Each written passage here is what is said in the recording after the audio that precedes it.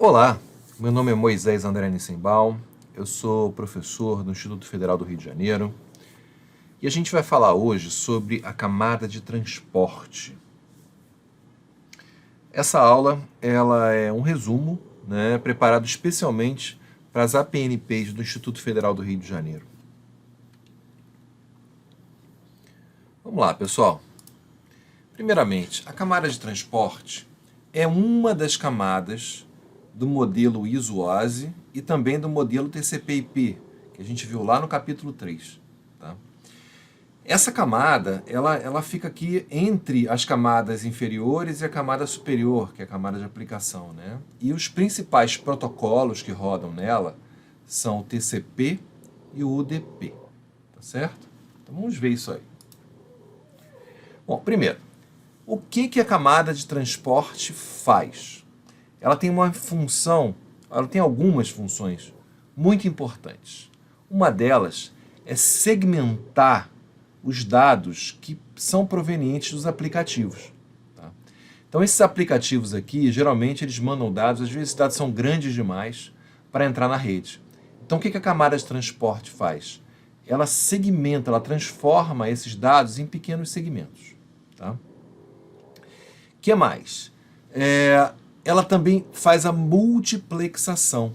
O que vem a ser isso? Ela faz com que vários aplicativos possam rodar ao mesmo tempo na internet. Tá? Como é que isso é feito? Que na hora de segmentar, ela, na hora de mandar esses dados lá para a rede, ela manda um pouquinho daqui, um pouquinho daqui, um pouquinho daqui, um pouquinho daqui, e aí todos usam a rede de forma democrática. Tá? Então a segmentação é dividir em pequenos pedaços e a multiplexação é você intercalar esses pequenos pedaços pertencentes a diversos aplicativos numa mesma comunicação, dando a impressão para o usuário que eu tenho vários aplicativos rodando ao mesmo tempo na internet. Né? Quando é um de cada vez, eu sei, mas é bem democrático, porque ele separou em pequenos pedacinhos. Tá? Bom, mas como é que ele vai saber que esse pedacinho daqui, esse pedacinho daqui, esse pedacinho daqui? Tá? A camada de transporte, ela também vai atribuir para cada um desses aplicativos aqui um endereço de porta. Tá? Então é bastante bacana, porque esses segmentos eles vão ser preparados, no cabeçalho desses segmentos vai ter o quê? O endereço de porta da onde eles vieram e também para onde eles vão. Geralmente é para um servidor. No caso aqui, se esse aqui for o cliente. Tá? Então é bastante bacana as coisas que a camada de transporte faz. Agora a gente vai falar dos principais protocolos que rodam na camada de transporte, né? Que é o TCP e o UDP, e as semelhanças e diferenças entre eles. Tá? Bom, semelhanças é o seguinte, ambos fazem a segmentação e a multiplexação. Então, isso é a mesma coisa. Ambos atribuem endereço de porta. Isso é a mesma coisa. Agora, o UDP é um protocolo que tem uma característica bastante interessante. Ele é muito rápido. Tá? Com isso, ele consegue transmitir dados, principalmente dados que eu preciso que sejam rápidos, como, por exemplo, transmissões em tempo real de voz ou de vídeo. Né? Ele transmite muito rapidamente. Em contrapartida, ele não envia pedido de recebimento, ele não confirma se o destino recebeu ou não, ele não tem assim, ele não faz uma entrega confiável. De forma que, nessa comunicação rápida, um ou outro segmento pode ser perdido. Tá? Mas, em termos gerais, se eu estou falando no telefone, se eu estou vendo um vídeo, se tiver um pixelzinho fora, isso não vai atrapalhar a minha compreensão do que está acontecendo. Então, o UDP é muito bom para isso. Né? Quando você quer transmitir rápido e você não necessita de confirmações ou de muita confiabilidade nessa tua transmissão. Por outro lado, o TCP ele é mais lento. Por que ele é mais lento? Porque ele é confiável. Ou seja, ele vai entregar do outro lado exatamente o que o emissor mandou. Tá? Então você está acessando uma página web, está escrevendo um e-mail, está fazendo uma transação bancária, é óbvio que você vai querer usar o TCP. Porque você vai querer que exatamente os dados que saíram da origem cheguem intactos no destino. Tá? E qual o preço que você paga por isso? A velocidade, fica mais lento. Tá certo? Beleza? Bom, vamos falar agora das portas. Tá? A gente já viu que cada aplicativo e cada servidor tem uma porta. Aqui embaixo, a gente vê os vários endereços que tem na comunicação TCP/IP. O endereço MAC, que é da camada física, né, a camada de enlace. O endereço de origem, o endereço de IP, desculpe, que é da camada de internet ou camada de rede. E agora, o endereço de porta, que é o endereço que a gente vai utilizar na camada de transporte. Tá? Como todos os outros endereços, a gente tem um endereço de origem e um endereço de destino. O cliente, digamos que eu esteja acessando uma página web. Tá? O cliente vai usar como porta de origem uma porta alta, acima de 1024. Tá? Essas portas são chamadas de portas dinâmicas. Por que dinâmica? Porque cada hora o computador escolhe uma porta para usar, mas tem que ser alta, tem que ser acima de 1024. Tá? Já os servidores, por exemplo, o servidor web, ele usa a porta 80 e também a porta 443, é uma porta fixa, uma porta bem conhecida. Tá? O servidor do FTP também usa a porta 20 e a porta 21, duas portas usa para o FTP. Tá certo? Então, enquanto os servidores usam portas bem conhecidas, tá? Os clientes usam portas dinâmicas. Aquelas que variam, são altas e variam. Tá certo? Ok? Aqui tem uma tabelinha de algumas portas bem conhecidas. A gente tem todo um sistema de registro de portas para tornar essas portas utilizáveis pelos servidores. Tá? Então essas são as portas. Você pode verificar no seu computador, por meio do comando netstat-n, as comunicações que atualmente estão estabelecidas entre o seu computador e a internet. Tá? No caso aqui, essa resposta a esse comando aqui vem na forma de soquetes. O que é o soquete? É o endereço IP, a porta. Então, por exemplo, o meu computador tem o endereço IP 10.10.9.108. Tá? Ele está usando a porta alta 1182 para se comunicar com o servidor web, porque 443 eu sei que é um servidor web, tá? Cujo endereço de destino é esse aqui, ó, 18.229.250.79. Então, aqui aparecem todas as várias conexões que eu tenho no momento, simultâneas, com a minha rede. A maioria delas é a internet. Tá legal? Aqui a gente tem uma figura que mostra, né, que a gente tem endereço de origem, endereço de destino, porta de origem, porta de destino. Tá vendo? Então, quando um cliente solicita alguma coisa ao servidor, a porta de destino vai ser 80, se for um servidor web, ou 443 se for um servidor web, né?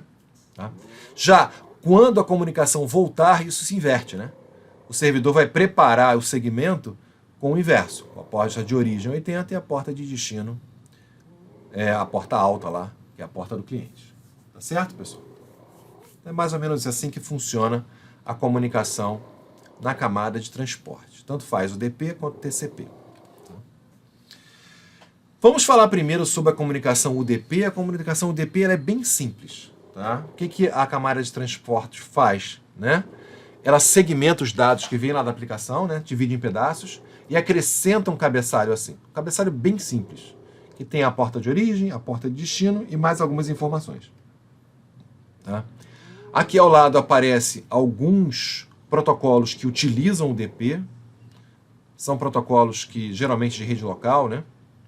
O DHCP, que é aquele protocolo que distribui endereço IP na rede, né? Automaticamente.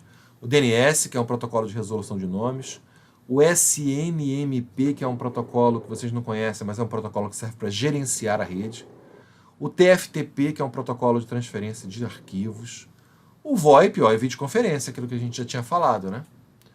O VoIP é telefone IP, né? E videoconferência. Ok, gente? Bom, o cabeçalho TCP dá para notar que ele é bem mais complexo. É claro, porque é por meio desse cabeçalho, lembrando que o cabeçalho é o quê, gente? É aquele acréscimo que eu coloco de metadados nos meus dados para poder gerenciar eles. Então, cada segmento, na hora que eu divido, né, os dados em cada segmentinho vai ganhar um cabeçalho desse. No caso, se for TCP, tá certo? Então, ele é complexo por quê, pessoal? Porque ele vai fazer controle de fluxo, vai retransmitir os dados se eles não forem recebidos pelo destino, né? Ele vai entregar os dados na mesma ordem que eles saíram, porque às vezes na internet muda de ordem os segmentos, mas ele vai colocar os segmentos na mesma ordem, né?